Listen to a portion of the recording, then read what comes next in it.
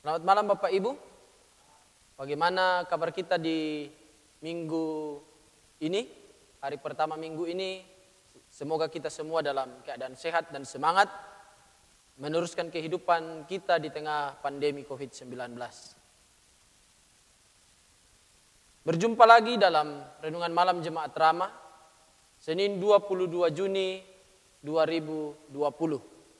Sebelum kita bersekutu bersama dengan Tuhan, mari kita meminta pertolongan di dalam doa. Kita berdoa. Terpujilah Tuhan yang senantiasa melindungi dan memelihara kami. Sehingga pada malam hari ini ya Tuhan, kami bersama-sama dengan jemaat-Mu yang ada di rumah, kembali bersekutu bersama. Kiranya Tuhan menyertai persekutuan kami ini, mencurahkan Roh Kudus-Mu bagi kami masing-masing. Sehingga dalam persekutuan ini kami boleh menyerahkan diri kami dengan sepenuhnya untuk menerima firman kebenaran Tuhan. Sehingga firman yang kami terima itu boleh berkuasa dalam hati dan pikiran kami. Terlebih hamba-Mu yang akan membawakan firman-Mu ini, biarlah Tuhan yang menguasai pikiran dan mulut hamba-Mu, sehingga firman kebenaran Tuhan ini boleh tersampaikan dengan baik untuk kemuliaan dan kebesaran nama Tuhan. Kami sambut firman-Mu dengan ucapan syukur. Di dalam nama Tuhan Yesus kami berdoa. Amin. Pembacaan kita pada malam hari ini, saya pilih dari Kisah Rasul 5 ayat 1 sampai 11. Kisah Rasul 5 ayat 1 sampai 11. Ananias dan Safira. Ada seorang lain yang bernama Ananias. Ia beserta istrinya Safira menjual sebidang tanah. Dengan setahu istrinya, ia menahan sebagian dari hasil penjualan itu dan sebagian lain dibawa dan diletakkannya di depan kaki rasul-rasul. Tetapi Petrus berkata, "Ananias, mengapa hatimu dikuasai iblis sehingga engkau mendustai Roh Kudus dan menahan sebagian dari hasil penjualan tanah itu? Selama tanah itu tidak dijual, bukankah itu tetap kepunyaanmu?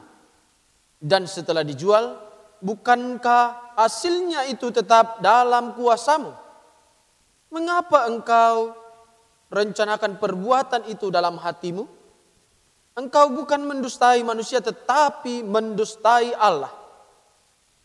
Ketika mendengar perkataan itu, rebahlah Ananias dan putuslah nyawanya. Maka sangatlah ketakutan semua orang yang mendengar hal itu.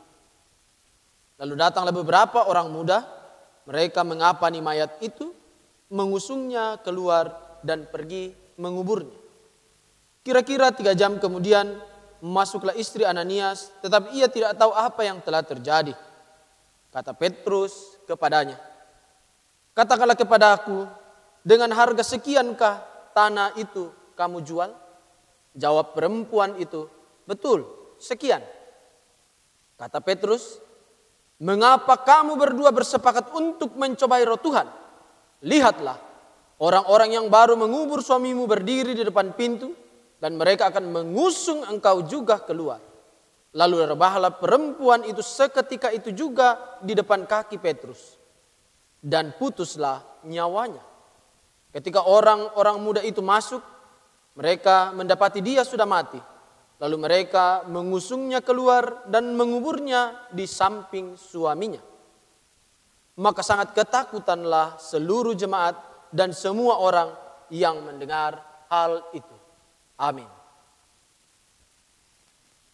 Mengapa hatimu dikuasai iblis sehingga engkau mendustai Roh Kudus dan menahan sebagian dari hasil penjualan tanah itu? Bapak Ibu yang terkasih, siapa di antara kita yang sering menonton sinetron Indosiar? Judulnya, kalau saya tidak salah, Jeritan Hati Seorang Istri. Biasanya dalam sinetron itu, suami yang mau menipu istrinya, biasanya menggunakan berbagai macam cara alasan yang masuk akal untuk menipu istrinya. Kemudian istrinya percaya. Strategi utama iblis di dalam kehidupan kita adalah tipuan. Dia akan memperkenalkan pikiran dan idenya ke dalam pikiran kita. Dan kemudian menipu kita agar percaya bahwa itu adalah hasil pemikiran kita sendiri. Itu terjadi kepada Raja Daud. Raja Daud dibujuk iblis untuk menghitung jumlah orang Israel. Dalam 1 Tawarik 21 ayat 1. Itu adalah tindakan yang dilarang oleh Allah. Dan Daud bertindak atas pemikiran iblis. Kira-kira apakah iblis mendekati Daud dengan berkata langsung bahwa aku ingin kau menghitung jumlah orang Israel? Saya rasa tidak. Karena Daud adalah orang yang saleh, orang yang dekat dengan Tuhan, orang yang sangat mencintai Tuhan. Tidak mungkin dengan mudahnya ia mau mematuhi iblis. Tetapi bagaimana jika iblis memberikan pikiran yang sedikit masuk akal kepada Daud sambil berkata, aku perlu mengetahui kira-kira berapa jumlah rakyatku sekarang yang aku perintah. Nah, itu pikiran yang masuk akal bagi seorang raja. Kemudian Daud merasa bahwa itu adalah hasil pikirannya. Jika iblis dapat menyisipkan sesuatu di dalam pikiran kita, dia bisa melakukan itu. Itu bukan trik baginya untuk membantu atau membuat kita berpikir kalau itu adalah ide kita. Jadi itu adalah trik dari iblis yang memanipulasi pikiran kita sehingga kemudian kita berkata bahwa itu adalah pikiran saya. Tetapi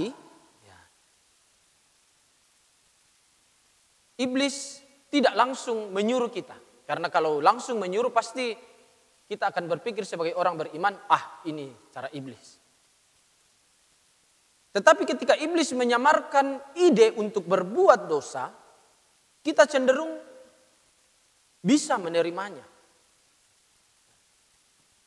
Tapi jika kita dekat dengan Tuhan dan kita merasa asal pikiran itu dari iblis, kita tidak akan tertipu.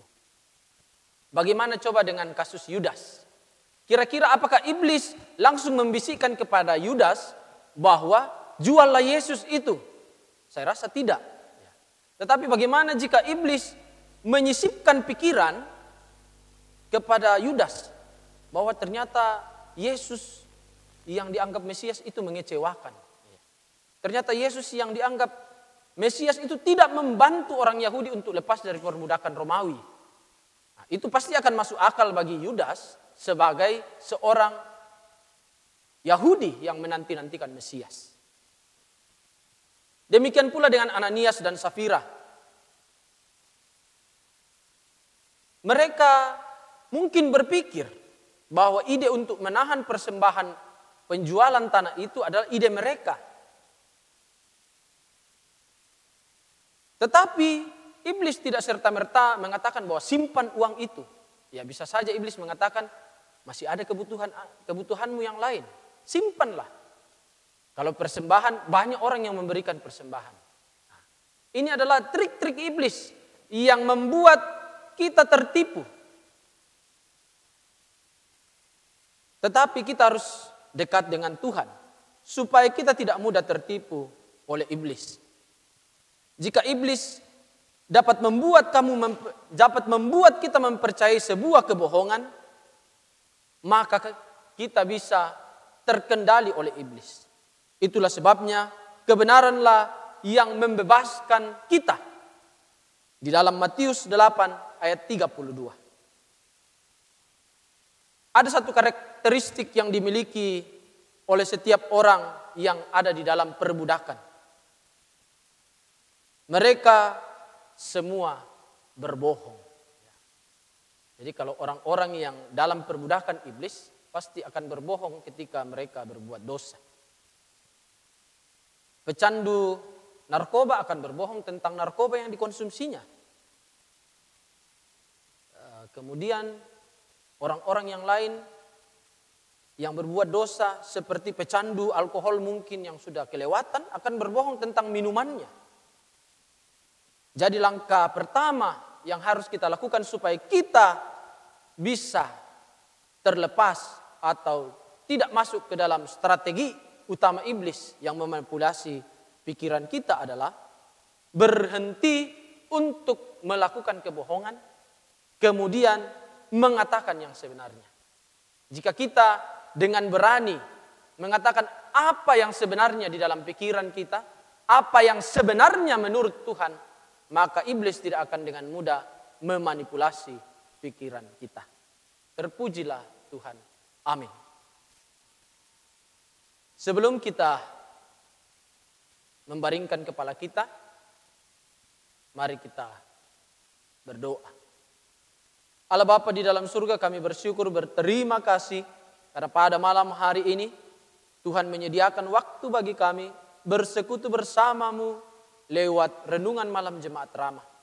Meskipun kami terpisah secara raga satu dengan yang lain, kami yakin dan percaya bahwa iman kami dipersatukan dalam kasih Kristus. Allah Bapa dalam surga, kami berdoa buat persekutuan jemaat kami, Jemaat Ramah Sangatta. Biarlah Tuhan yang memelihara persekutuan kami di tengah pandemi COVID-19 yang membuat kami harus menjaga jarak, membuat kami untuk tidak berkumpul berlama-lama, tidak berkumpul secara massal. Kami yakin dan percaya Tuhan selalu punya cara untuk mempersekutukan kami anak-anak Tuhan. Allah Bapa dalam surga, kami berdoa buat anak-anak Tuhan yang Tuhan boleh pakai dalam renungan malam Jemaat Ramah. Biarlah kasih dan kemurahan Tuhan memelihara mereka, sehingga mereka boleh terus memberikan apa yang terbaik bagi Tuhan, bukan apa yang terbaik untuk manusia. Di tengah-tengah permohonan kami juga membawa saudara-saudara kami ya Tuhan, yang bekerja baik di perusahaan maupun di tempat-tempat yang lain, ataupun yang bekerja secara mandiri. Biarlah Tuhan yang memelihara dan melindungi mereka, sehingga pekerjaan yang mereka lakukan boleh dikerjakan dengan baik, boleh membuahkan hasil yang baik untuk keluarga, untuk teman-teman, untuk saudara-saudara, terlebih untuk Tuhan. Kami berdoa juga buat saudara kami yang terus mencari pekerjaan. Biarlah Tuhan memberkati usaha mereka, sehingga pada waktunya nanti jawaban dari doa dan usaha mereka boleh datang kepada mereka melalui sebuah pekerjaan yang Tuhan sudah tentukan. Kami berdoa buat saudara-saudara kami yang sedang dalam kelemahan tubuh, terlebih saudara-saudara kami di tempat-tempat lain yang terkena penyakit COVID-19. Biarlah Tuhan yang bersama dengan mereka, menguatkan pikiran mereka, menguatkan fisik mereka, agar mereka boleh terus melawan penyakit-penyakit itu dengan penuh sukacita di dalam Tuhan. Berkati segala macam pengobatan, tindakan para medis, dokter dan suster, maupun perhatian dari keluarga. Biarlah semuanya itu menguatkan saudara-saudara kami dan boleh mendatangkan kesembuhan menurut waktu yang Tuhan sudah tetapkan. Allah Bapa dalam surga, sebentar lagi kami akan membaringkan tubuh kami. Biarlah kami boleh dilingkupi dengan kuasa Roh Kudus, sehingga kami boleh tidur dengan nyenyak, boleh dilindungi dari kuasa-kuasa kegelapan, sehingga besok pagi kami boleh bangun dengan tubuh yang sehat, penuh berkat dan perlindungan dari Tuhan. Allah Bapa di dalam surga, inilah doa kami. Di dalam nama Tuhan Yesus kami berdoa dan mengucap syukur. Amin. Demikianlah persekutuan kita pada malam hari ini. Terpujilah Kristus. Amin.